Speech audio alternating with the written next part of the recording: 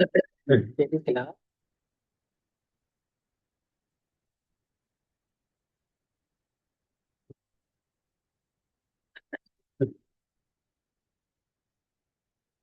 எங்களை அதிகமாய் நேசிக்கிற எங்க நல்ல தகப்பனே, இந்த மாலை வேலைக்காக நன்றியோடு உம்மை துதிக்கிறோம், உம்மை ஸ்தோத்திரிக்கிறோம்.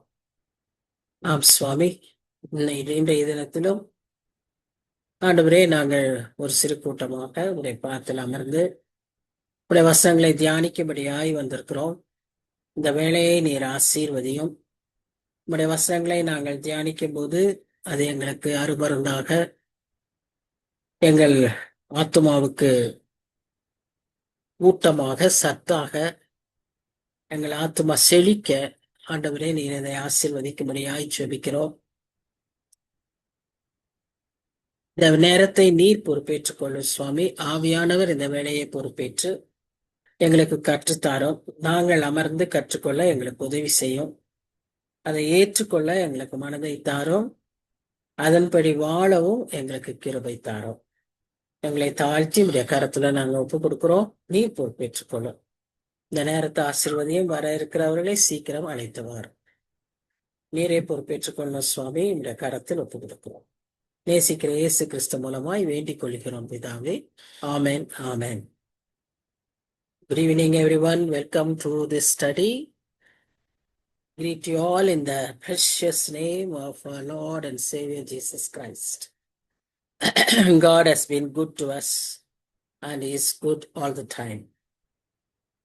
So, இன்றும் நாம் தியானிக்க போவது ஏசாயா 50ஆம் அதிகாரம். ஏசாயா 50ஆம் அதிகாரத்துல முதல் ஒரு 4 வசனங்களை கடந்த வாரத்திலே தியானித்தோம். அதை நாம் இன்றும் தொடர்ந்து தியானிக்க இருக்கிறோம்.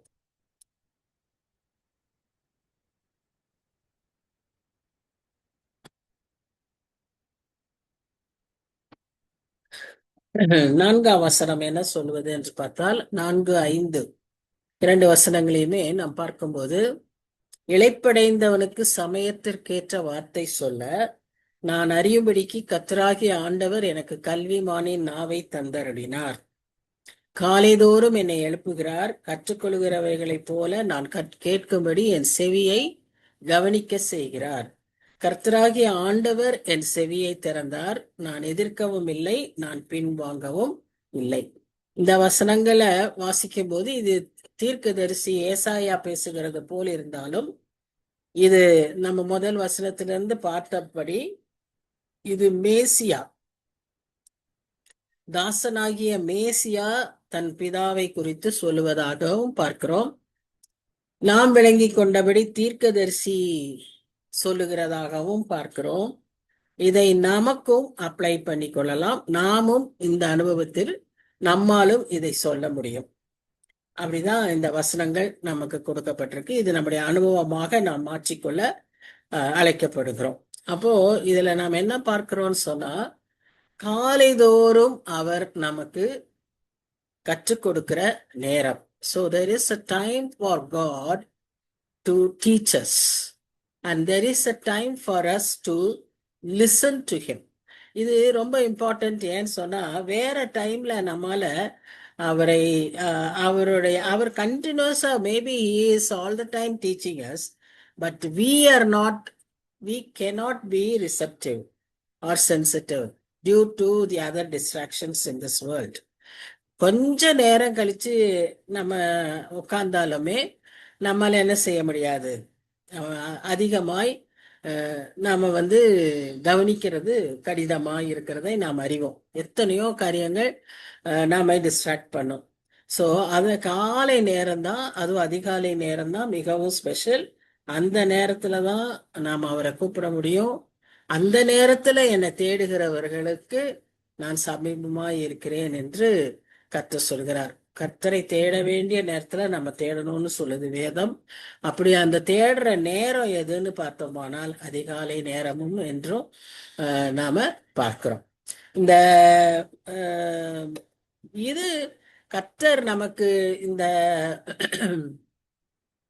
நேரத்துல காலையில எதை நமக்கு சொல்லி கொடுக்கிறார் அல்லது கற்றுக் கொடுக்கிறார் என்று நாம் பார்த்தோமானால், நாம் பேசுவதை சரியாய் பேச, சரியான வார்த்தைகளை பயன்படுத்த, ஆறுதலான மற்றவர்களுக்கு, இழைப்படைந்தவனுக்கு சமயத்திற்கேற்ற வார்த்தைகளை சொல்ல கற்றுக் கொடுக்க அந்த நேரத்தை நமக்கு பயன்படுத்துகிறார் என்று சொல்லி பார்க்கிறோம். அதாவது நம்ம அந்த நேரம் வந்து நிறைய பேரை பற்றி நம்ம வாசிச்சிருக்கோம். அவர்களை பற்றி நம்ம வாசிக்கும் போது they have the tongue of the learned அப்படின்னு பார்க்கிறோம்.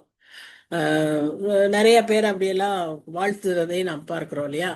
அப்படிப்பட்ட ஆண்டவருக்கேற்ற ஒரு வார்த்தைகள் நம்முடைய வாயில கிருபையும் சாரமும் உப்பும் சாரமும் ஏற்றப்பட்ட கிருபை நிறைந்த வார்த்தைகள் வாயிலிருந்து வரும்படியாக, ஆறுதலும் ஔஷதமுமாய் இருக்கக்கூடிய வார்த்தைகள் நம்முடைய வாயிலிருந்து வரும்படியாக காலையில நம்ம கற்றுக்கொள்ள வேண்டும் என்று நமக்கு அவர் சொல்றார். டியூஷனுக்கு ஒரு டைம் உண்டு. அந்த டைமை விட்டு வேற டைமுக்கு போனா அங்க டியூஷனு வேற ஒருத்தருக்கு நடந்துட்டு இருக்கோம். நமக்கு போய் அங்க நம்ம அந்த கிளாஸ்ல உட்கார முடியாது. அதே தான். He has assigned that time for us, the early morning. அதற்கு அவரே நம்மை தட்டி எழுப்புகிறார். இதுவும் நம்முடைய அனுபவமாய் இருக்கிறதை நாம் பார்த்தோம். அப்போ all this leads to what?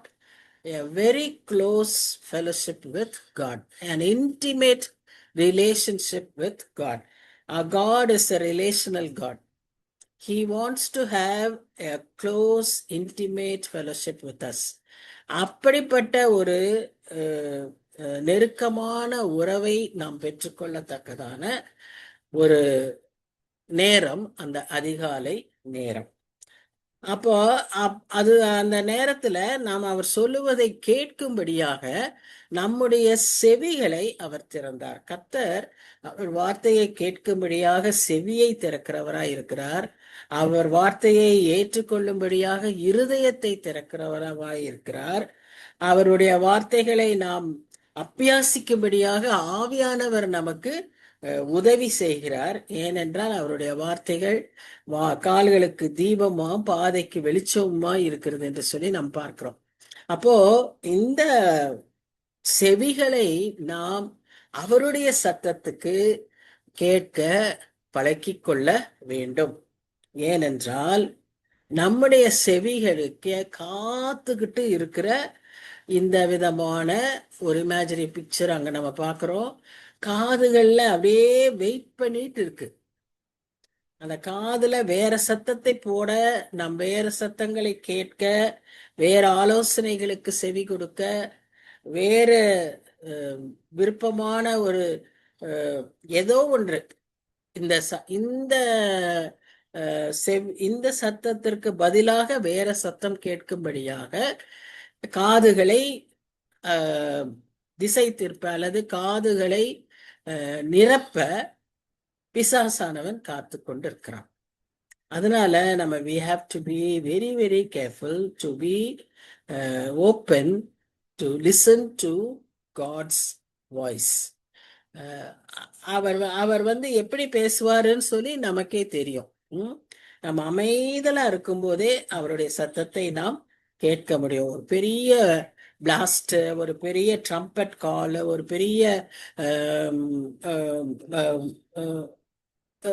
அந்த இது மாதிரி கிராக்கர்ஸ் மாதிரி, வெடி மாதிரி, அப்படியெல்லாம் நம்ம சத்தத்துல அவருடைய பேச்சை கேட்க முடியாது. அவருடைய சத்தம் மெல்லிய சத்தம். அந்த மெல்லிய சத்தத்தை கேட்க நாம் அமைதலா இருக்க வேண்டும்.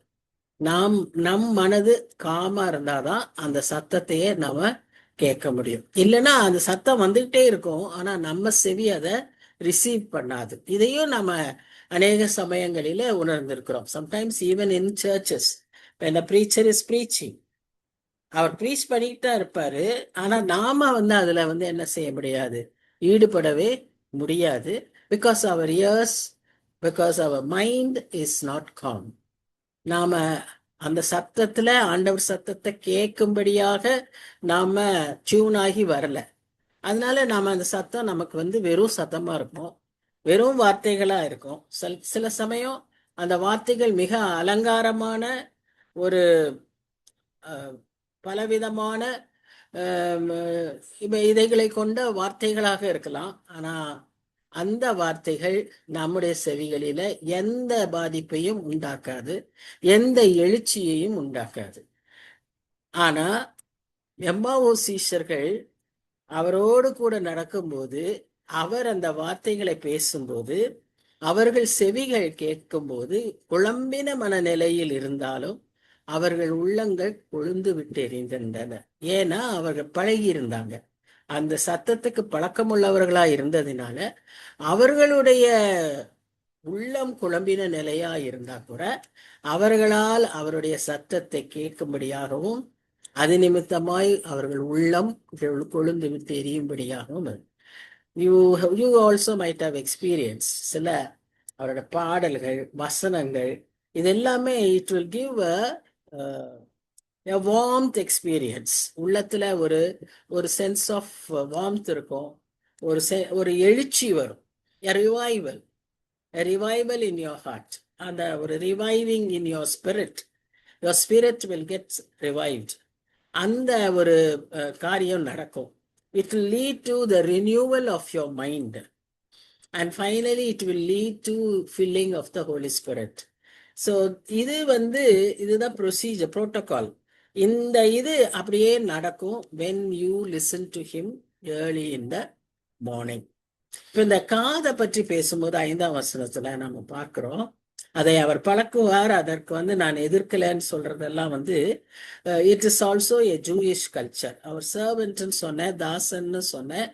அப்ப அந்த தாசன்ற அடிமைங்கிற ஒரு நிலையில அந்த காதை அந்த ஆல் அப்படின்னு சொல்லக்கூடிய அந்த ஆணியில, இன்னைக்கு ஒரு மெஷின் இருக்கு, அந்த குழந்தைக்கு கூட தெரியாது, அப்படி காது ஓட்ட போட்டுறாங்க. ஆனா அன்றைக்கு இந்த மாதிரி கேட் போஸ்ட்ல கதவுக்கு இடையில அந்த காதை வைத்து அங்க ஒரு ஆணி அடிப்பார்கள். அது அவர்களுடைய பழக்கம். which means நான் உங்களுக்கு எந்த சூழ்நிலையிலும் உங்களுக்கு நான் அடிமையாய் இருப்பேன் என்று சொல்லுகிற, அறிக்கை விடுகிற ஒரு அடையாளம். சோ இப்படிப்பட்ட ஒரு அடையாளத்திற்கு நம் ஆண்டவர் அவர் பிதாவானவர் இடத்துல தன்னை விட்டு கொடுத்திருக்கிறார். அந்த காரியத்தை தான் அங்க அந்த வசனத்துல நாம பார்க்கிறோம். So it refers to the voluntary acceptance of servanthood by our God. அதே தான் இந்த பிலிப்பியர் 2ஆம் அதிகாரம் 7ஆம் வசனத்திலும் நாம வாசிக்கிறோம். அவர் அடிமை ரூபம் எடுத்து நம்ம இடத்துல மனிதனானார். அந்த காரியத்தையும் நாம பார்க்கிறோம். இப்போ இந்த தாசன் அந்த அடிமை ரூபம் எடுத்து அவருடைய முக்கிய பணியாகிய மக்களை வழி நடத்தவும் மக்களுக்கு ஆறுதலாகவும் இருக்கிறதற்கு அதிகாலையிலே எழுந்து அவரிடத்துல கற்றுக்கொள்வதற்கும், அவ்விதமான கற்றுக்கொள்ளுதலுக்கு ஏற்ற அதில் உண்டாகக்கூடிய பாடுகளை சகிக்கிறதற்கும், அதில் ஏற்படக்கூடிய அவமானங்களை ஏற்றுக்கொள்வதற்கும், அதில் உண்மையாகவும் அந்த பொறுமையாகவும் இருப்பதற்கு அவர் தன்னை விட்டு கொடுக்கிறார் என்கிறதற்கு தான் அந்த காதுல அவர் ஏற்றுக்கொண்ட அந்த அடையாளம். தன்னை விட்டு கொடுக்கிறது, அடிமையாய் விட்டு கொடுக்கிறதுன்னா எதற்கெல்லாம் விட்டு கொடுத்திருக்கிறாருன்னா, அவர் தன்னை பாடுபடுறதுக்கு விட்டு கொடுத்திருக்கிறார், அவமானத்திற்கு விட்டு கொடுத்திருக்கிறார், நிந்தைக்கு விட்டு கொடுத்திருக்கிறார், பொறுமைக்கு விட்டு கொடுத்திருக்கிறார், அதில் உண்மையாய் இருக்க விட்டு கொடுத்திருக்கிறார்.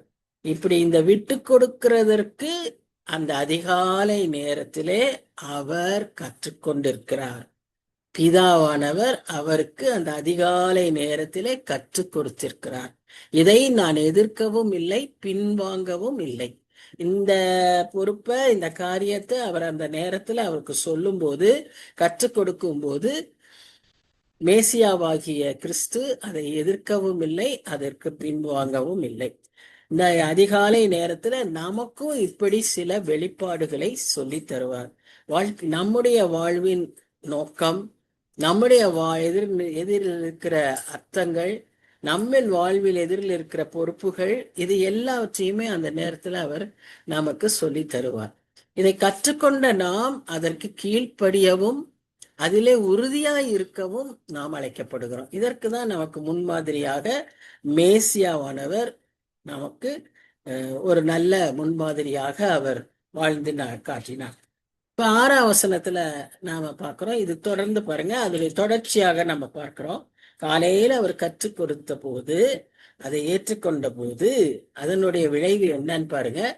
6ஆம் வசனத்துல, அடிக்கிறவர்களுக்கு என் முதுகையும் தாடை மயிரை பிடுங்குகிறவர்களுக்கு என் தாடைகளையும் ஒப்புக் கொடுத்தேன். அவமானத்துக்கும் உமிழ்நீருக்கும் என் முகத்தை மறைக்கவில்லை.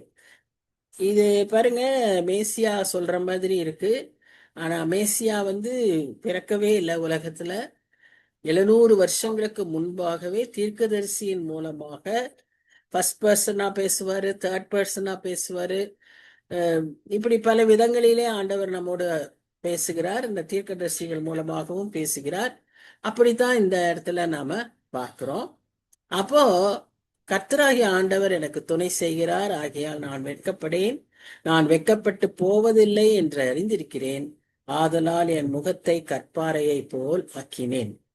சோ இது டோட்டலா அவருக்கு ஒரு அப்படியே ஒரு பிளான், ஒரு போட்டோ பிரிண்ட் கொடுக்கப்பட்டிருக்கு. என்ன உன்னுடைய ஃபியூச்சர் எப்படி இருக்கும், this is how you would be, this is what will happen to you அப்படின்னு அவருக்கு ஏற்கனவே பிதாவானவர் அந்த அதிகாலை வேளையில அவருக்கு கற்றுக் கொடுக்கிறார். இன்றைக்கும் நமக்கும் நாம என்ன, நம்ம நோக்கம் என்ன, நமக்கு இதுக்கு அப்புறம் என்ன இப்படின்லாம் நம்ம யோசிக்கிறதுனா அது அந்த நேரம் எதுன்னு சொன்னா அந்த காலை நேரம் தான். அந்த நேரத்துலதான் அவர் நமக்கு கற்றுக் கொடுக்கிறார். அந்த காலை நேரம் சோ ப்ரெஷியஸ். அதை நாம் பயன்படுத்தி கொள்ள வேண்டியது மிக மிக அவசியம். சோ இங்க நாம பார்க்கிறோம், அவருடைய முதுகு வாரினால் அடிப்பிக்கப்பட்டது என்று சொல்லி நாம பார்க்கிறோம். அது மாத்திரம் இல்ல, முகத்துல அடிய வாங்கினாரு, துப்பப்பட்டாரு, நிந்திக்கப்பட்டாரு. இதெல்லாம் மார்க் அதிகாரங்கள்ல 15ஆம் அதிகாரத்திலையும் லூக்கா 22ஆம் அதிகாரத்திலும் இதை பற்றி வாசிக்கிறோம். ஏசாயா 53லயும் இதை நம்ம வாசிக்கிறோம். அதனாலதான் அதை நான் சொல்லல. இந்த புதிய ஏற்பாட்டுல நடந்த நிகழ்வுகளை அதுல குறிக்கப்பட்டிருக்கு, அதை நாம் பார்க்கிறோம். இவ்வளவு ஒரு அவமானத்துக்கும் நிந்தைக்கும் தன்னை அவரால் ஒப்பு கொடுக்க முடிந்தது எதனாலன்னா, ஏற்கனவே அவர் அதை கற்பிக்கப்பட்டார். காலையிலேயே அவருக்கு ஒவ்வொரு நாளும் சொல்லி கொடுத்து, this will be your program, இப்படி ஒரு பெரிய இதுக்கு நீ உயர்த்தப்படுவாய், நீ இப்படி இப்படி போவா, நீ இதெல்லாம் வெற்றி பெறுவ அப்படிங்கிற ஒரு எதிர்பார்ப்பு இல்லை. அங்க அப்படிங்கிற போதனை அல்ல. அதற்கு பதிலா இதையெல்லாம் நீ பெறுவாய், அடிக்கப்படுவாய், துப்பப்படுவாய், நிந்திக்கப்படுவாய் இப்படின்னு சொல்லி அங்க நாம பார்க்கிறோம். அதோடு கூட அந்த அன்றைய நாட்கள்ல மிகவும் இழிவான ஒரு இது தண்டனை அல்லது ஒரு அவமானம் எதுன்னு சொன்னா, முகத்திலே துப்பப்படுவதும் தாடை மயிர் பிடுங்கப்படுவதும். அந்த 2 காரியமும் அவருக்கு ஏற்பட்டதை நாம் பார்க்கிறோம். மோஸ்ட் ஹியூமிலியேட்டிங் சஃபரிங், ஒரு மனுஷனுக்கு நேரிடக்கூடிய மிகவும் மோசமான ஒரு வேதனை, ஒரு பாடு, அதுதான். அதையும் ஆண்டவருக்கு ஏற்படும் என்று அவர் முன்குறித்து சொல்லப்பட்டிருக்கிறார். அவரை ஆயத்தம் பண்ணி வைத்திருக்கிறார் பிதாவானவர். அவருக்கு எல்லாவற்றையும் சொல்றாரு. அதனாலதான் அவர் என்ன சொல்றாரு, என் முகத்தை நான் கற்பாறை ஆக்கி கொண்டேன் அப்படின்னு சொல்லி, எதுவானாலும் என்ன காரியமானாலும் என்னை அசைக்காது, நான் எதையும் இதற்காக நான் இணங்க மாட்டேன், நான் கர்த்தருடைய வார்த்தைக்கு கீழ்ப்படிவேன். ஸோ அப்போ அந்த மார்னிங் டைம் எவ்வளோ ப்ரெஷியஸ் பாருங்க. That gives as the willingness to obey. இன்னைக்கு நமக்கு இந்த ஒபீடியன்ஸ் ரொம்ப சில நேரங்களில கடினமா இருக்கு. எப்பவும் நம்ம சொல்ல முடியாது. நாம we are very obedient and we want to please God. But sometimes அந்த obedience becomes very difficult. அப்போ அந்த obedience நாம பெற்றுக்கொள்றதுக்கு, அந்த willingness பெற்றுக்கொள்ற நேரம், நம்ம மைண்ட் டியூன் பண்ண, நம்ம ஆத்மா, நம்மளுடைய சரீரம் எல்லாம் அந்த அலைன்மெண்ட்டுக்குள்ள வர்றதுக்கு the right time is this early time. அந்த கால நேரம்தான் அதற்கான ஒரு முக்கிய நேரமாய் நாம் பார்க்கிறோம். சோ இப்போ நம்ம அவருடைய பாடுகள்லாம் இப்படி இருக்கும்னு அவருக்கு ஏற்கனவே நல்லா தெரியும். ஆனாலும் அவர் என்ன செய்யறாருன்னா, தாமதிக்காம குறித்த வேளை வந்தபோது நாம் எருசலேமுக்கு போவோம் வாருங்கள் என்று சொல்லி எருசலேமை நோக்கி போவதை நாம் பார்க்கிறோம். அந்த ஊருக்கு போனா என்ன நடக்கும்னு நமக்கு நல்லா தெரியும். இதே பின்பற்றி தான் பவுலும் கூட ரோமாபுரிக்கு போனா அவருக்கு என்ன ஆகும்னு தெரிந்தும் நான் ரோமாபுரிக்கு போகணும்னு சொல்லிக்கிட்டே இருப்பார். ஹி ஆல்சோ, அவருக்கும் சொல்லிட்டாரு, உன்னுடைய உயிர் அங்கதான் எடுக்கப்படும், நீ அங்க போய் அநேகருக்கு சாட்சியா இருந்து மரிப்பாயின்னு சொல்லப்பட்டதுனால அவரும் ரோமாபுரிக்கு போகணும்னு அவருக்கு ஒரு அந்த விருப்பம் இருந்தது. அதே போல இயேசு கிறிஸ்துவும் நான் எருசலேமுக்கு போகணும் அப்படின்னு சொல்லி சரியான நேரத்துல அவர் அங்க போகணும்ன்றத அவர் பிளான் பண்ணாரு. பாருங்க, நம்ம இந்த விதமான ஒரு தைரியம், இது போல்ட்னஸ்ன்னு சொல்லக்கூடாது, இது கரேஜ்ன்னு தான் நம்ம சொல்லக்கூடும்.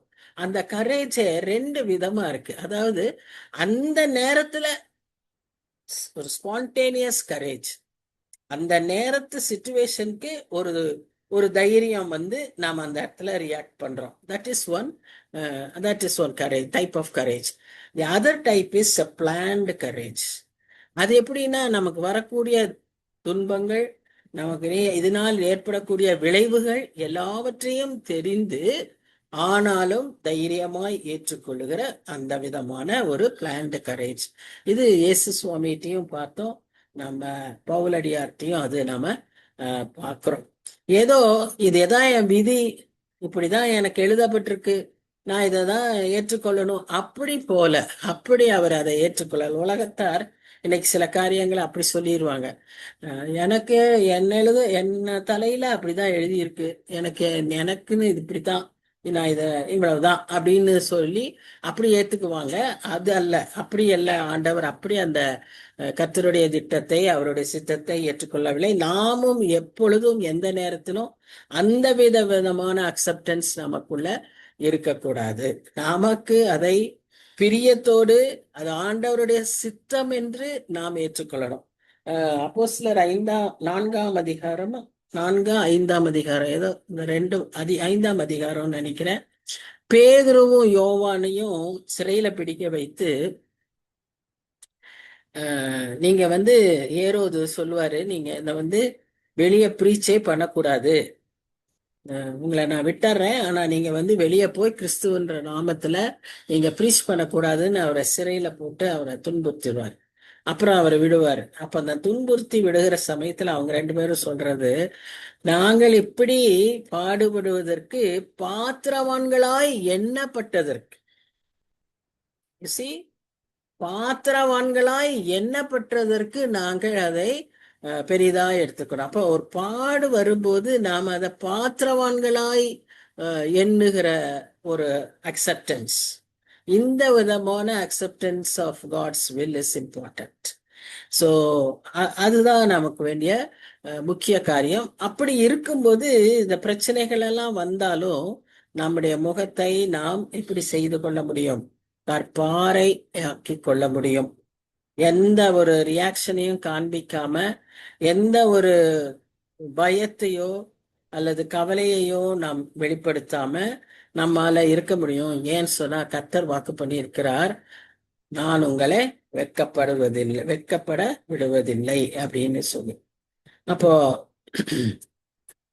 8ஆம் வசனத்துல என்ன சொல்றாருன்னா, என்னை நீதிமானாக்குகிறவர் சமீபமாயிருக்கிறார், என்னோட வழக்காடுகிறவன் யார்? ஏகமாய் நிற்போமாக, யார் எனக்கு எதிராளி? அவன் என்னிடத்தில் வரட்டும். இது அதாவது பிதா நம்மோடு கூட இருக்கிறாருன்னு சொல்லுகிற வார்த்தைகள். இதோ கர்த்தராகிய ஆண்டவர் எனக்கு துணை செய்கிறார், என்னை ஆக்கினைக்குள்ளாக தீர்க்கிறவன் யார்? இதோ அவர்கள் எல்லாரும் ஒரு வஸ்திரத்தை போல பழசாவார்கள், பொட்டு பூச்சி அவர்களை அரிக்கும். அப்போ இங்க இன்னும் ஒரு அஷூரன்ஸை கொடுக்குறாரு. கர்த்தர் நம்மோடு இருக்காரு. கர்த்தர் நம்மோடு இருக்கும்போது யாரும் நமக்கு எதிராக நிற்க முடியாது. யாரையும் குறித்து நாம் கலங்க வேண்டியதில்லை. எதிராளிகள் வஸ்திரத்தை போட்டு அரிக்கிற பூச்சி போல அவர்கள் அழிந்து போவார்கள் என்று சொல்லி நாம பார்க்கிறோம். ரோமர் 8:31 கர்த்தர் என் பட்சத்தில் இருந்தால் எதிராளியா நிற்கிறவன் யாருன்னு சொல்ற அதே மாதிரி அந்த வசனத்தை நாம அங்க பார்க்கிறோம். 10 உங்களில் எவன் கர்த்தருக்கு பயந்து அவருடைய தாசனின் சொல்லை கேட்டு தனக்கு வெளிச்சம் இல்லாததினால் இருட்டிலே நடக்கிறானோ அவன் கர்த்தருடைய நாமத்தை நம்பி தன் தேவனை சார்ந்து கொள்ள கடவுள்.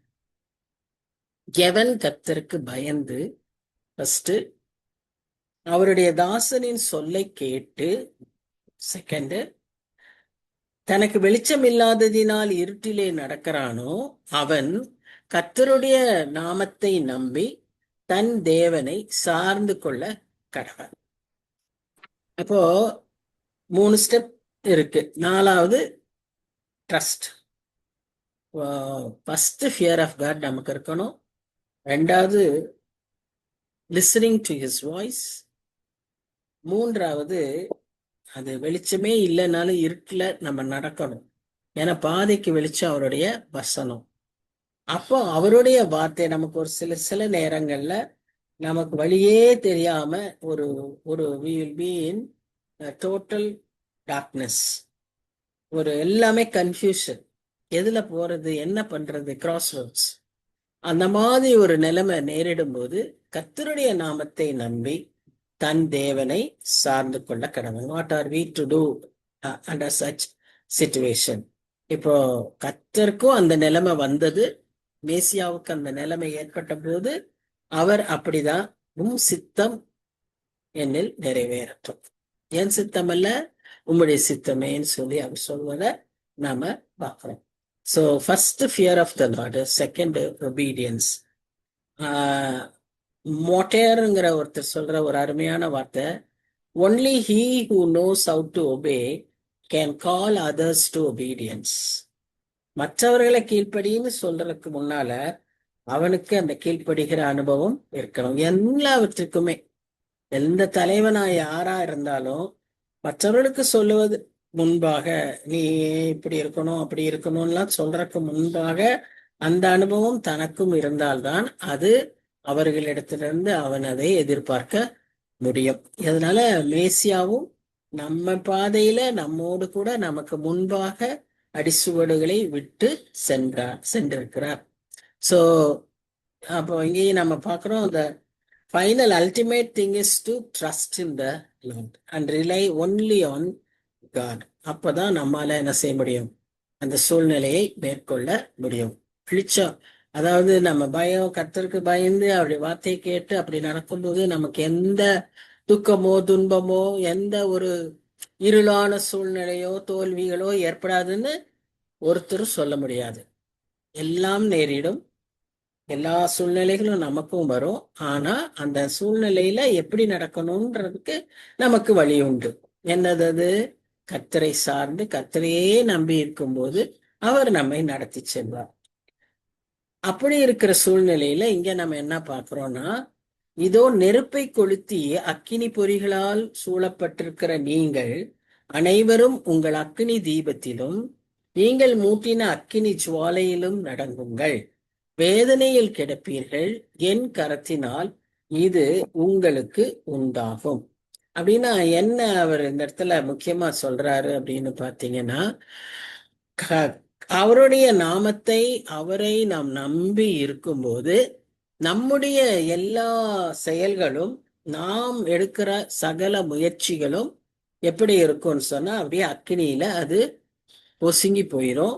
அடுத்தது அது இன்னும் ஒரு படி கூட அவர் சொல்றது எப்படின்னா, அது வேற அக்கினியாய் மாறிவிடும். அதாவது பலிபீடத்துல வருகிற அக்கினி வேற, அதை வேற இதுல அக்கினியாய் செய்கிற ஒரு காரியம் வேற. இதை குறித்து நம்ம லேவியராகமும் 10ஆம் அதிகாரம் 1ஆம் வசனத்துல வாசிக்கிறோம். அதுல இந்த ப்ரொஃபேன் ஃபயர் அப்படின்னு அதை பற்றி சொல்லப்பட்டிருக்கு. அது நாதாபும் அபிகூன்ற 2 பேரும் அங்க வந்து எப்படி அந்த அக்கினியை, அதுக்கு என்ன வார்த்தை பைபிள்ல சொன்னா வேற அக்கினின்னு சொல்லப்பட்டிருக்கு. அப்படி நாம வேற அக்கினியாக நம்முடைய கர்த்தர் சித்தத்துக்கு மாறாய் செய்கிற, நம்ம சுய சித்தத்தில் செய்கிற சகல பிரயாசங்கள், என்ன எஃபர்ட்ஸ் எடுத்தாலும், ஒருவேளை அறிவுபூர்வமா, ஒருவேளை நம்ம பணத்தை யூஸ் பண்ணி, நம்ம இருக்கிற செல்வாக்கை பயன்படுத்தி, அல்லது நமக்கு இருக்கிற மற்றவங்க ஃப்ரெண்ட்ஸ் உடைய உதவிகளை பயன்படுத்தி, ஆலோசனைகளை பயன்படுத்தி, எதுவா இருந்தாலும் சரி, if we try to go beyond the trust of God, அவரை ட்ரஸ்ட் பண்ணும்போது நமக்கு எதுவுமே தேவை கிடையாது. நம்ம ஒன்றும் இல்லாமல் அவரை போய் நம்ம அவரை பிடிச்சுக்கிட்டோம்னாலே அவர் நமக்கு எல்லாவற்றையும் தந்து நம்மை உயர்த்துவார். ஆனா அதற்கு பதிலாக நாமே சில ஏணிகளை வைக்கணும், நாமே சில வழிகளை உண்டாக்கணும், நாமே சில காரியங்களை செய்யணும்னு நம்ம முயற்சிக்கிறப்போ அதெல்லாம் எப்படி அவருடைய பார்வையில் இருக்குன்னா அந்த அந்நிய அக்கினியை போல் இருக்கிறது. அதுக்காக தான் கர்த்தர் அவர் வந்து சொல்றாரு, உன்னுடைய ஓன் ஸ்கீம்ஸ், உன்னுடைய ஓன் பிளான்ஸ், இதெல்லாம் வந்து நீயே உன்னை சுற்றி அக்னியை பற்றி கொள்ள வைக்கிறாய் அப்படின்னு அவர் சொல்றாரு. அதனாலதான் நீங்க வேதனையில் கிடப்பீர்கள். You will be in torment. Maybe நம்ம அக்னியா உண்மையா நம்மளை தகிக்காது, ஒருவேளை நம்மளை வந்து சரீரம் எரியாது, ஆனா உள்ளம் அப்படி கொதிச்சுக்கிட்டு இருக்கும். உள்ளத்துக்குள்ள நமக்கு அந்த அக்கினி மாதிரி எரிஞ்சுக்கிட்டு இருக்கும். காரணம் ஏன்னா அப்படிப்பட்ட ஒரு வேதனைக்குள்ளாக நாம் போய்விடுவோம் என்று சொல்லி அந்த அதிகாரத்தை அவர் முடிப்பதாக நாம் பார்க்கிறோம். ஸோ இந்த அதிகாரத்துல முக்கியமா நம்ம பார்க்க வேண்டியது என்னன்னு சொன்னா, the servanthood of the Messiah and what he expects from us. அவரை போலவே நாமும் அதே வழியை பின்பற்றி அவருடைய காரியங்கள், அவர் எப்படி நடந்தாரோ, அவர் எப்படி கீழ்ப்படிந்தாரோ, அவர் எப்படி தன்னுடைய பிதாவின் சித்தத்தை நிறைவேற்றினாரோ, அதே போல நாமும் நிறைவேற்ற கர்த்தர் நம்மை அழைக்கிறார் என்று சொல்லி நாம் அந்த அதிகாரத்தை முடிவில் பார்க்கிறோம். இப்ப நாம 51ஆம் அதிகாரத்திற்குள்ளாக கடந்து செல்கிறோம். 59ஆம் அதிகாரம் வந்து ஒரு அழைப்பு. இட்ஸ் அ கால்.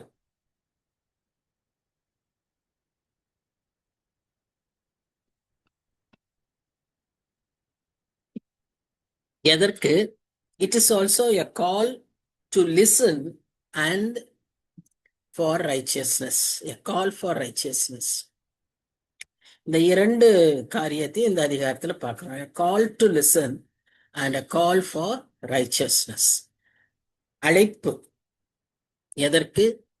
அவருடைய சத்தத்தை கேட்க, அவரை போன்ற ஒரு நீதியுள்ள வாழ்க்கை வாழ. இப்போ இங்க நமக்கு அதை தொடர்ந்து அந்த அதிகாரத்தை தொடர்ந்தே கொஞ்சம் தொடர்ச்சியாவே இதை நம்ம பார்க்கலாம். முதல் வசனத்திலே நம்ம என்ன பார்க்கிறோம்னா, நீதியை பின்பற்றி கர்த்தரை தேடுகிற நீங்கள் எனக்கு செவி கொடுங்கள். இது டைரக்டா நம்மோட கூட பேசுகிற மாதிரி இருக்கு. அன்றைய காலகட்டத்தில் உள்ள கர்த்தரை தேடுகிறவர்களுக்கு அது பேசினாலும் இது நமக்கு இன்றைக்கு அப்படியே பொருந்தும். நீங்கள் எப்படி இருக்கீங்கன்னு பாருங்க. வெட்டி எடுக்கப்பட்ட கண்மலையையும் நீங்கள் தோண்டி எடுக்கப்பட்ட துறவின் கோழியையும் நோக்கி பாருங்கள். That means from where you have come. உங்களை நான் எங்க இருந்து எடுத்திருக்கிறேன், நான் உங்களை எங்க இருந்து தூக்கி இருக்கேன், நீங்க இருந்த நிலைமை அப்படின்றத அவர் அங்க பேசுறாரு. சோ இது முக்கியமா ஏன் அவர் வந்து எனக்கு செவி கொடுங்கள்னு சொல்றாருன்னா, people were not listening to God. இன்னைக்கு நமக்கு கூட ஒரு கேள்வி இல்ல, are we always listening to God? We are listening to God at times, sometimes, but are we listening to God always? அதான் கேள்வி. ஸோ இங்கே அவர் நம்மளை வந்து அதுதான் அங்க அவர் வந்து சொல்றாரு, நாம அப்படி அவருக்கு அவருடைய சத்தத்துக்கு செவி கொடுப்போமானால் அவர் நம் வாழ்க்கையில பெரிய காரியங்களை அவர் செய்வார் என்பதை நாம் அங்க பார்க்கிறோம். அந்த எடுக்கப்பட்ட குழி அல்ல என்ற நம்மளுடைய சின்ஃபுல் லைஃப், இந்த சின்ஃபுல்னஸ் ஃப்ரம் விச் அவர் என்ன சொல்றது, அந்த ஒரு பயங்கரமான ஒரு நிலைமையிலிருந்து நம்மை தூக்கி இருக்கிறார். அதற்கு தான் அவர் வந்து இங்க இங்க என்ன சொல்றாருன்னா, he is calling us to remember how he blessed Abraham and Sarah. ஏன்னா அன்னைக்கு இருந்தவங்களுக்கு ஆபிரகாம தான் விசுவாசிகளின் தகப்பன், எங்கள் தகப்பன் அவங்க சொல்லுவாங்க, எங்கள் ஆண்டவன் சொல்லுவாங்க. அதனால அன்னைக்கு இருந்தவங்களுக்கு அதை அப்படியே சொல்றாரு. இன்னைக்கும் நமக்கும் அது பொருந்தும் இல்லையா? அவர் என்ன சொல்றாரு, ஒரு சாதாரண ஆபிரகாம ஒருவனாய் இருக்கையில் நான் அவனை அழைத்து, அவன் ஒரு சிம்பிள் மேன், ஒரு from in a simple family, and a family in which Jesus was not known, a family in which Jehovah was not known, the true God was not known. Abraham's father was worshipping the idols இல்லையா? அப்படிப்பட்ட ஒரு ஃபேமிலியில இருந்து தான் அவரை எடுத்தாரு. ஆனா அவரை நான் எப்படி ஆசீர்வதித்தேன், அழைத்து ஆசீர்வதித்து பெருக பண்ணினேன். அதை செய்த ஆண்டவர் நான் உன்னையும் உனக்கும் செய்வேன் அப்படிங்கறதான் அவர் வந்து அங்க திரும்ப அவர்களுக்கு ஞாபகப்படுத்துறாரு. நான் ஒரே ஒரு மனுஷனை அவ்வளவு தூரம் ஆசீர்வதிச்சேன், நீங்க கொஞ்சம் பேரா நீங்க அங்கிருந்து பாபிலோன்ல இருந்து நீங்க திரும்பி வர போறீங்க. ஏன்னா பாபிலோனுக்கே இன்னும் போகல. இவர் சொல்ற காலங்கள்ல இவர் பாபிலோனுக்கு போறதுக்கு முன்னால always we must remember he was a pre-exilic prophet. அப்படி இருக்கும் போதே அவர்களை கொஞ்சம் பேராய் அவங்க திரும்பி வந்தாலும் பெரிய காரியங்களை நான் அவர்கள் மூலமாகவும் அவர்களுக்கும் செய்வேன் என்பதை இங்க திரும்ப வாக்கு தத்துவத்தை நினைப்பூட்டுகிறார். அவங்க ஆக்சுவலா அந்த மாதிரி ஒரு நிலைமையில ஒரு டிஸ்கரேஜிங் சிச்சுவேஷன்ல தான் அவங்க இருந்தாங்க இல்லையா? அப்போ நம்ம வேதத்துல அவங்களுடைய சரித்திரத்தை நாம் பார்க்கும்போது அங்கிருந்து வர்றதுக்கே விருப்பம் இல்லாம வந்தவங்க இருந்தாங்க. வந்தவங்க இனி எப்படி இங்க இருக்குமோ ஏது இருக்குமோன்னு ஒரு பயங்கர ஒரு சூழ்நிலையில வந்தாங்க.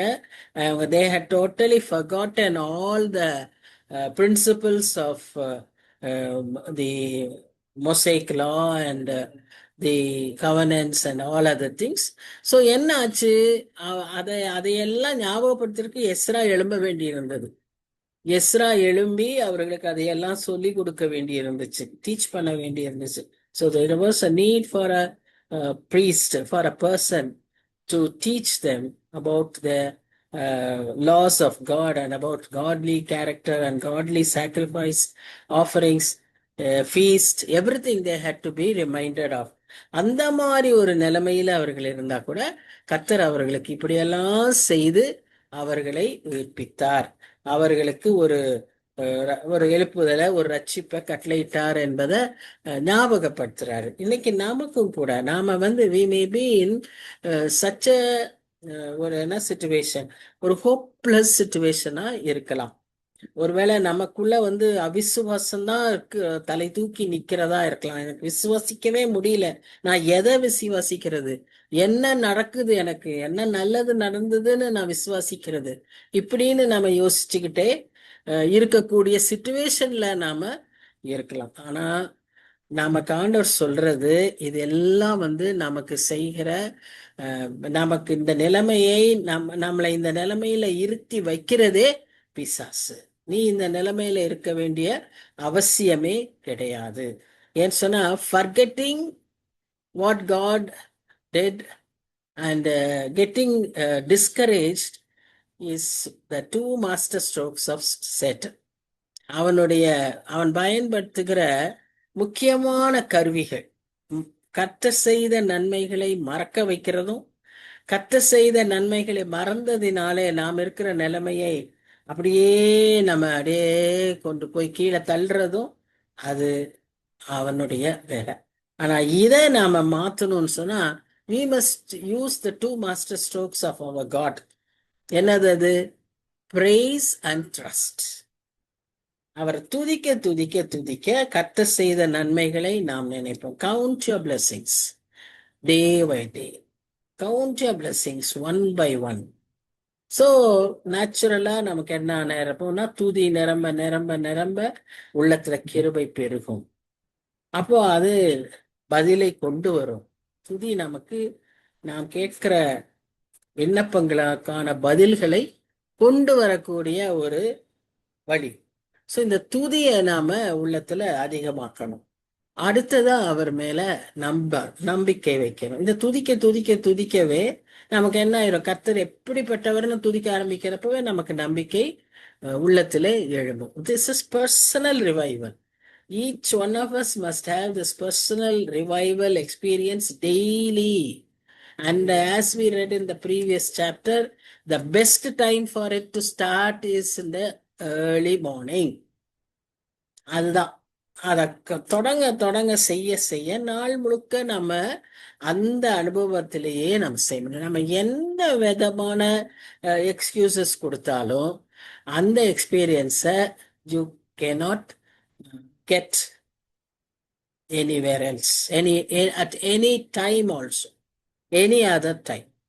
இயேசு கிறிஸ்துவே மேசியாவே கற்றுக்கொண்ட நேரம் அது, அவருக்கு வெளிப்படுத்தின நேரம் அது, அவருக்கு சொல்லி கொடுத்த நேரம் அது, அவருக்கு அந்த கீழ்ப்படிதல், அவருக்கு அந்த வாலண்டரி சப்மிஷன், அவருக்கு அக்செப்டன்ஸ் ஆஃப் காட்ஸ் வில், இதெல்லாம் ஏற்பட்டது அந்த காலை நேரம். அவருக்கே அந்த காலை நேரத்துல அதையெல்லாம் கர்த்தர் சொல்லி கொடுக்கும் போது, நாம் அந்த காலை நேரத்தில் அவரை தேடும் போது அவரை நாம் கண்டடைவோம். அவர் நமக்கு அதை நிச்சயம் சொல்லி தருவார். அப்ப நம்முடைய வாழ்க்கையும் ஒரு மீனிங்ஃபுல் வாக் ஆஃப் லைஃபா இருக்கும். If we start giving any excuse for this, we will be always reaping the consequences of it. அவ்வளவுதான். இட்ஸ் என்ன சொல்றது, default situation. You have to do that, only then you can get this அப்படிங்கிற மாதிரி. அந்த நேரத்துல தான் நம்ம என்ன பண்ணுவோம், அந்த பிசாசை வெல்ல முடியும். இல்லைன்னா பிசாசு நம்மை ஒன்றுமில்லாமல் முடக்கி விடுவான். அடுத்த வசனத்துல நம்ம என்ன பார்க்கிறோம்னா, கர்த்தர் சீயோனுக்கு ஆறுதல் செய்வார், அவர் அதன் பாழான ஸ்தலங்களை எல்லாம் தேறுதலடைய செய்து அதன் வனாந்தரத்தை ஏதேனை போலவும் அதன் அவாந்தர வெளியை கர்த்தரின் தோட்டத்தை போலவும் ஆக்குவார்.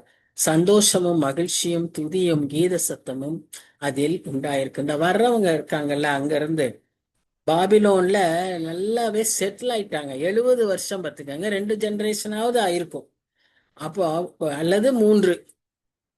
அந்த அந்த மக்களுக்கு அங்க இருந்த ஒரு கல்ச்சர், அங்க இருந்த வசதி, அங்க இருந்த ஒரு நிலைமை. they were captives, yet they felt that was more comfortable. எப்படி எகிப்துல செங்கல் சூளையில அவங்க வேலை பார்த்துட்டு இருந்தா கூட எகிப்துக்கே போவோம்னு சொன்னாங்க பார்த்தீங்களா, அந்த மாதிரி அதே புத்தி தான் இப்பவும் இருக்கு. அதனால இங்க திரும்பி வரும்போது என்ன இருக்குமோ, எப்படி இருக்கும் அப்படின்னு இவங்களுக்கு ஒரு பெரிய அவநம்பிக்கை. கர்த்தர் தானே நம்மளை அழைச்சிட்டு வராருன்ற நம்பிக்கையில். ஏன்னா கர்த்தருக்கு he will not show you everything. நான் உன்னை கூட்டிட்டு போறேன்ட்டு அப்படியே முழுசா பிக்சர் காட்ட மாட்டார். 1 step at a time, 1 day at a time அப்படிதான் காட்டுவாரு. அதுதான், அங்கதான் நம்ம கீழ்ப்படிதல் இருக்கு, அங்கதான் நம்ம ட்ரஸ்ட் இருக்கு. he only wants that. ஆனா நமக்கு என்ன, நமக்கு அப்படியே தெரியணும், அப்படியே பச்சை பசையா தெரியணும். ஆனாலும் அவர் நம்முடைய நிலைமை அறிந்துதான் இங்க சொல்றாரு, பாழான ஸ்தலங்களை தேறுதல் அடைய செய்து அதன் வனாந்தரத்தை நான் ஏதேனை போலவும் அவாந்தர வழியை கர்த்தரின் தோட்டத்தை போலவும் ஆக்குவேன். சந்தோஷமும் மகிழ்ச்சியும் துதியும் கீத சத்தமும் அதில் உண்டாயிருக்கும் அப்படின்னு அந்த அந்த மக்களை உற்சாகப்படுத்துகிறார். அதுக்கு ஆபிரகாம் சாராவில இருந்து அவர் சொல்லிட்டு இருக்காரு, எப்படி ஒவ்வொரு சமயத்திலும் அவர் அந்த மக்களுக்கு தன்னுடைய வாக்கு தத்தத்தை நிறைவேற்றினார், எப்படி அதை அவர்கள் அதை அனுபவிக்க போகிறார்கள் என்று இங்க அதை சொல்றாரு. So God wants to restore, God wants to build their faith. அவங்களுடைய விசுவாசத்தை அவர் கட்டி எழுப்ப காத்திருக்கிறார். அதுக்குதான் அவர் திரும்ப சொல்றது, என் ஜனங்களே எனக்கு செவி கொடுங்க, என் ஜாதியாரே என் வாக்கை கவனியுங்கள். வேதம் என்னிலிருந்து வெளிப்படும், என் பிரமாணத்தை ஜனங்களின் வெளிச்சமாக ஸ்தாபிப்பேன். அப்போ அவரிடத்திலிருந்து நீதி புறப்படும், அவரிடத்திலிருந்து வேதம் புறப்படும். அவர் தன்னுடைய ஜனங்களே என்று, தன் ஜனங்களே என்று அவர்களை அழைக்கிறார். அப்போ அவருக்கு செவி கொடுத்து அவர் சொல்லுகிறபடி நடக்கும்போது என் நீதி சமீபமாயிருக்கிறது, என் ரட்சிப்பு வெளிப்படும், என் புயங்கள் ஜனங்களை நியாயம் தீர்க்கும், தீவுகள் எனக்கு காத்திருந்து என் புயத்தின் மேல் நம்பிக்கையா இருக்கும். இதெல்லாம் நமக்கு விளங்குது. என் தீவுகள்னு திரும்ப இங்க சொல்றது, again I want you to remind, it is not just islands, it refers to the distant lands and the entire nation, அல்லது the nations, the Gentiles, புறஜாதியார், அவர்களை குறிக்கிற வார்த்தை. தீவுகள்னு சொல்லும் போதே தூரத்தில் இருக்கிற ஜனங்கள் அல்லது புறஜாதியார். இஸ்ரேல் ஜனங்களை காட்டிலும் வெளியில் இருக்கிற, மந்தைக்கு வெளியில் இருக்கிற அவர்களுக்கும் கர்த்தர் ஆசீர்வாதத்தை வைத்திருக்கிறார். அவர்கள் தன்னை நோக்கி வரும்போது அவர்களுக்கு நான் நம்பிக்கையாய் இருப்பேன், அவர்களை ஆசீர்வதிப்பேன், அவர்களுக்கும் அந்த நீதியை வெளிப்படுத்துவேன் அப்படின்னு அவர் சொல்வதை நாம் பார்க்கணும். அடுத்து இந்த இடத்துல அவர் என்ன சொல்றாருன்னு பார்த்தா, அவருடைய eternity of his salvation, stability of his steadfastness of his salvation. உங்கள் கண்களை வானத்துக்கு ஏறெடுத்து பாருங்கள், கீழே இருக்கிற பூமியையும் நோக்கி பாருங்கள். வானம் புகையை போல் ஒளிந்து போம், பூமி வஸ்திரத்தை போல் பழசாய் போகும், அதன் குடிகளும் அப்படியே ஒளிந்து போவார்கள். என் ரட்சிப்போ என்றென்றைக்கும் இருக்கும், என் நீதி அற்று போவதில்லை. இந்த இடத்துல வானம் புகையை போல் ஒளிந்து போன்னு இருக்கு. நமக்கு இன்னும் புதிய ஏற்பாட்டுல வெளிப்படுத்த விசேஷத்துல வானம் அப்படியே புஸ்தகத்தை போல மடங்கி போகும்னு பாக்குறோம். பூமி அப்படியே உருகி போகும்னு பாக்குறோம். எல்லாம் what does it say? The instability of the creation. ஒரு காலம் வரும், அந்த காலத்துல இது எல்லாமே அழிந்து போகும் அப்படிங்கிறது தான் அத நாம இங்க பாக்குறோம். அந்த காலம் எந்த காலம்? அவர் திரும்பி வருகிற காலம், உலகத்தின் முடிவு. அந்த காலத்துல இதெல்லாம் நடக்கும்னு சொல்லி நம்ம பல இடங்களில இதை பற்றி குறிக்கப்பட்டிருக்கிறது. நமக்கு எல்லாருக்கும் நல்ல familiar chapters. Luke 21, Matthew 24, Mark 15, Mark 13, and then 2 Peter, Revelation 6. இதில் எல்லாவற்றிலும் இந்த முடிவுகளை நாம் பார்க்கிறோம். சரி, இந்த முடிவுகள் இந்த கிரியேஷன்ல மாத்திரம் இல்ல, அது மனுஷரிலும் காணப்படும் என்பதுதான் நமக்கு சொல்லப்பட்ட, புதிய ஏற்பாட்டு கிறிஸ்தவர்களுக்கு சொல்லப்பட்ட செய்தி. அன்றைக்கு இதெல்லாம் ஆகும்னு சொன்னாங்க, ஆனா நமக்கு அந்த நியாய தீர்ப்பு நம்மிலும் உண்டு, நமக்கும் உண்டு என்பதை புதிய ஏற்பாடு வலியுறுத்தி சொல்வதை நாம் பார்க்கிறோம். மனுஷனா பிறந்தவனுக்கு மரணத்தையும் நியாய தீர்ப்பும் நியமிக்கப்பட்டிருக்குன்னு சொல்லி நாம பார்க்கிறோம். So God will never change his character. அவர் மாறாதவர், அவர் இரக்கத்தில் மாறாதவர், கிருபையில் மாறாதவர், அன்பில் மாறாதவர், நியாயத்திலும் மாறாதவர், நீதியிலும் மாறாதவர், நியாய தீர்ப்பிலும் மாறாதவர். இதை நாம் ஞாபகத்துல வைத்துக் கொள்ள வேண்டும். அதே போல நம்முடைய ரட்சிப்பும் உறுதியானது, நம்முடைய ரட்சிப்பும் உறுதியானது என்பதை நாம் எப்பொழுதும் ஞாபகத்துல வைத்துக் கொள்ள வேண்டும். 7ஆம் 8ஆம் வசனம் என்ன சொல்லுது? நீதியை அறிந்தவர்களே, என் வேதத்தை இருதயத்தில் பதித்திருக்கிற ஜனங்களே. இது யாரை குறித்து சொல்லுதுன்னு பாருங்க.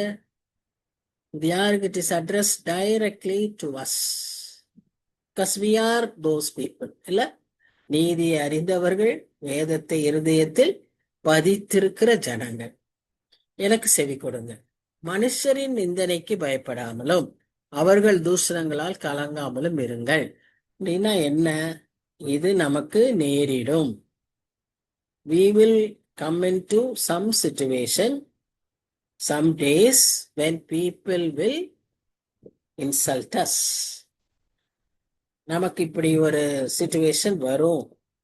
People will talk against us. ஆனா பயப்படாதீங்க, கலங்காதீங்க.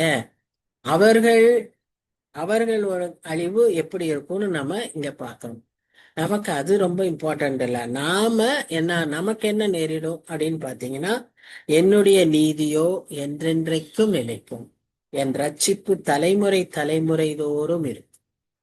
So this is what we want. இந்த blessing நமக்கு இருந்தா போதும். Because his righteousness and his salvation will never change.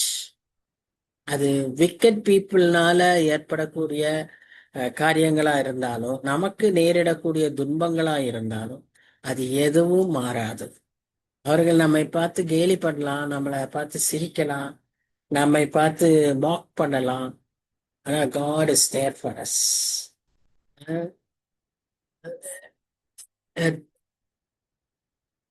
இப்போ ஒரு ஒரு சிச்சுவேஷனை சார்ல்ஸ் ஸ்பர்ஜன் சொல்றாரு.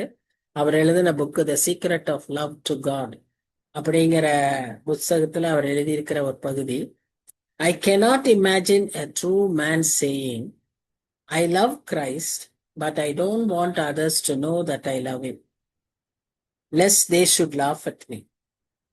இப்படி இன்னைக்கு சிச்சுவேஷன் ஒருவேளை இங்க நமக்கு இல்லாம இருக்கலாம்.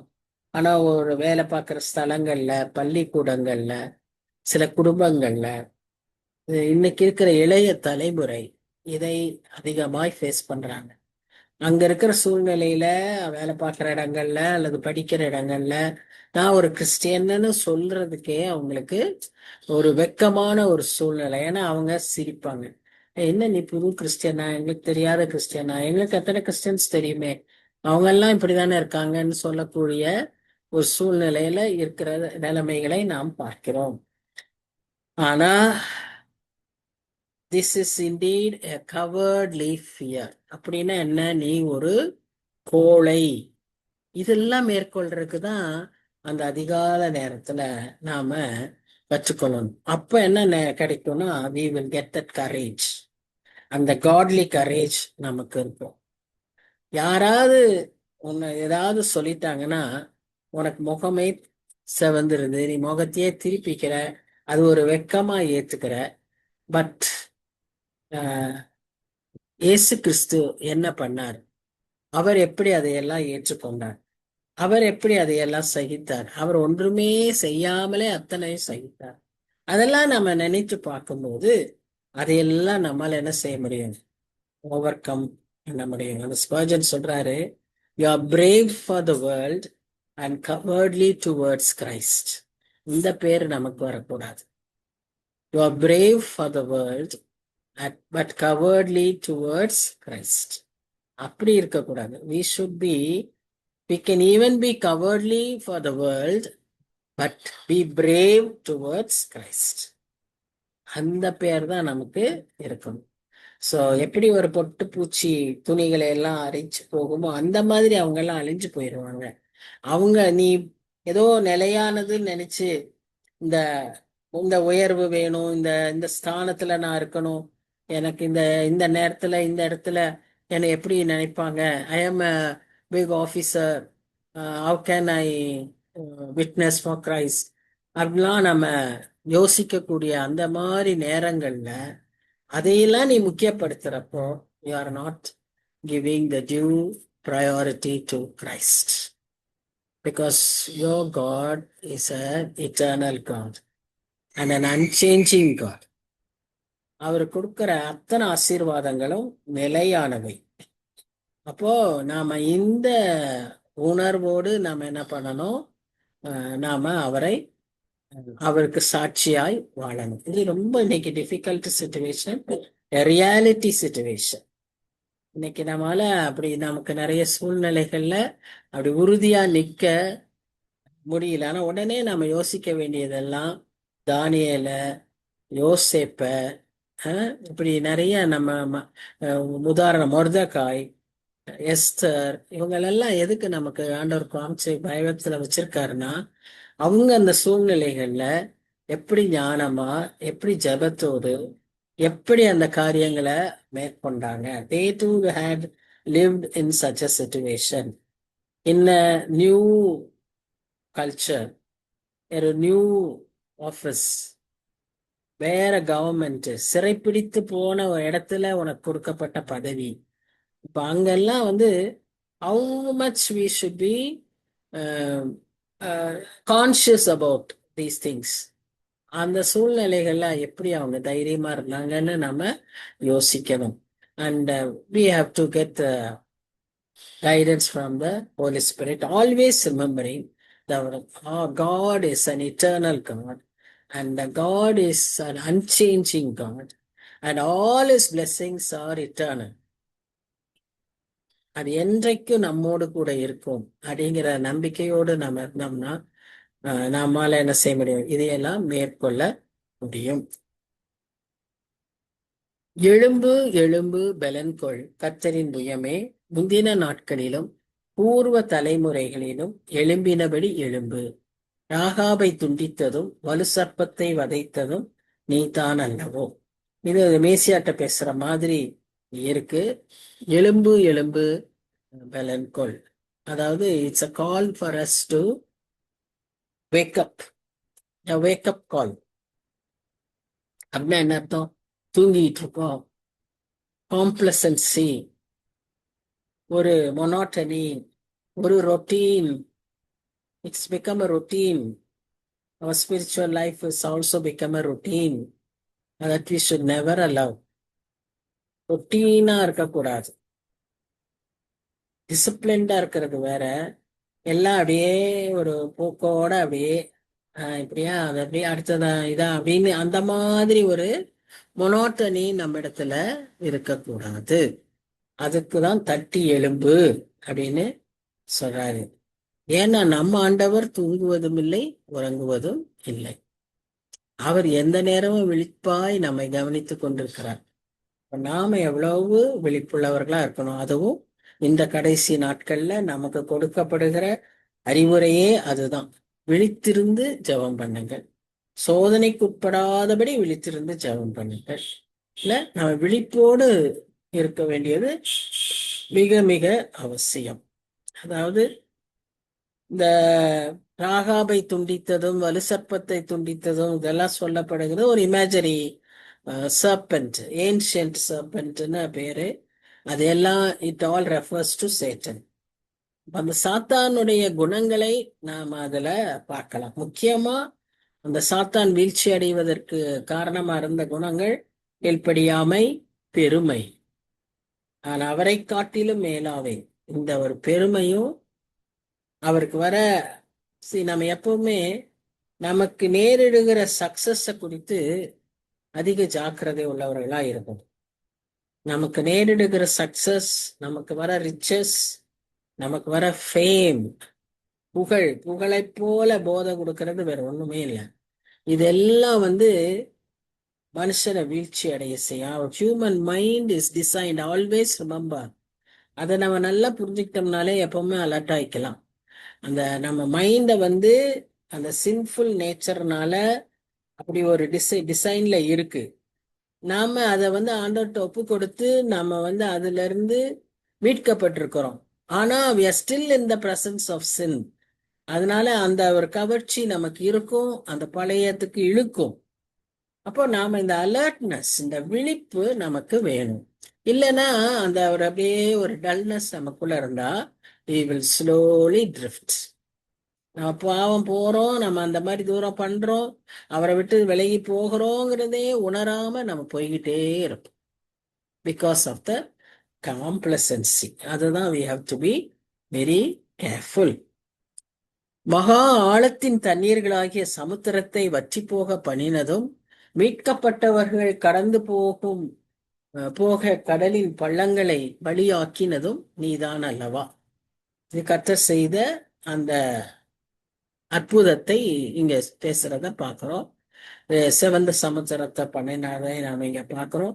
எப்படி இஸ்ரேலைட்ஸ் காக்கப்பட்ட உடனே பின்னால வந்த எஜிப்சியன்ஸ் அவர்கள் அதிலே வீழ்ந்து போனார்கள் என்பதையும் நாம் பார்க்கிறோம். அப்போ எப்படி அவங்க வெளியே வந்த உடனே மீரியாமோடு சேர்ந்து அவங்க பாட்டு பாடினார்களோ அதே போல கர்த்தரால் மீட்கப்பட்டவர்கள் ஆனந்த களிப்புடன் பாடி சியோனுக்கு திரும்பி வருவார்கள்.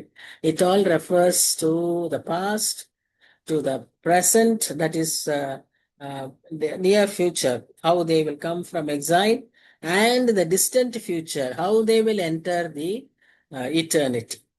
நம்ம வெளிப்படுத்தல பார்க்கிறோம், அங்கேயும் மோசேயின் பாடல்கள் பாடப்படும், அங்கேயும் கர்த்தர்கள் அது துதித்து பாடி உள்ளே போவாங்கன்னு பார்க்கிறோம். அந்த பாடல்கள், அதே சூழ்நிலைகள் இந்த மாதிரி பாஸ்ட்ல, பிரசன்ட்ல, ஃபியூச்சர்ல, டிஸ்டன்ட் ஃபியூச்சர்ல, நியர் ஃபியூச்சர்ல நடக்கிறதை பார்க்கிறதை இங்க பார்க்கிறோம். நித்திய மகிழ்ச்சி அவர்கள் தலையின் மேல் இருக்கும், சந்தோஷமும் மகிழ்ச்சியும் அடைவார்கள், சஞ்சலமும் தவிப்பும் ஓடிப்போம். இது நமக்கு ரொம்ப ரொம்ப பிடித்த வசனம். எப்பவும் அது ஒரு ப்ராமிஸா நாம ஏற்றுக்கொள்வோம். அது நியரா இருக்கட்டும், டிஸ்டண்டா இருக்கட்டும், எப்பவானாலும் that should be fulfilled in our life. We want that to happen because it's a glorious promise. God's plan can never be disturbed by our schemes, by the enemies, by the human efforts. அதனால என்ன நமக்கு நடுவுல இருந்தாலும் அவர் நமக்கு பாதைகளை செவைப்படுத்துவார், பள்ளங்களை மேடாக்குவார், வனாந்திரத்துல அவாந்திர வெளிகள்ல ஆறுகளையும் நீரூற்றுகளையும் உண்டு பண்ணுவார். நான் உங்களுக்கு என்ன சொல்றாரு, ஏதேன் தோட்டத்தை போல நான் உங்களுக்கு உங்க போகிற இடத்தை நான் ஆசீர்வதித்து வைப்பேன்றாரு. கர்த்தரின் தோட்டம் போல அதை உண்டாக்குவேன்கிறாரு. அப்படி சகல ஆசீர்வாதங்களையும் கர்த்தர் நமக்கு வைத்திருக்கிறார். அதனால நாம செய்ய வேண்டியதெல்லாம் trust in God. Keep trusting God and obeying God and believing in God, building up our faith, reviving our spirit, renewing our mind daily. இது நமக்குள்ள இருக்கதான் நாம என்ன செய்வோம், நாம அந்த ஆசீர்வாதங்களை உண்மையாகவே சுதந்திரித்துக் கொள்ள முடியும். அதுதான் நம்ம இப்படி நம்ம டெய்லி அப்படி இருக்கிறப்ப என்ன செய்வோம்னா, கர்த்தர் செய்த நன்மைகளை நாம் மறக்கவே முடியாது. ஏன்னு சொன்னா அவர் நம்மை அப்படியாக நம்மை நேசிக்கிற ஆண்டவர், நம்மை அவர் உள்ளங்கையில வரைந்து வைத்திருக்கிற ஆண்டவர். இதை குறித்து நாம் எந்த நேரமும் விழிப்பாய், அதை குறித்து எந்த நேரமும் நினைவுள்ளவர்களாய் இருக்கணும். மறந்துடக்கூடாது.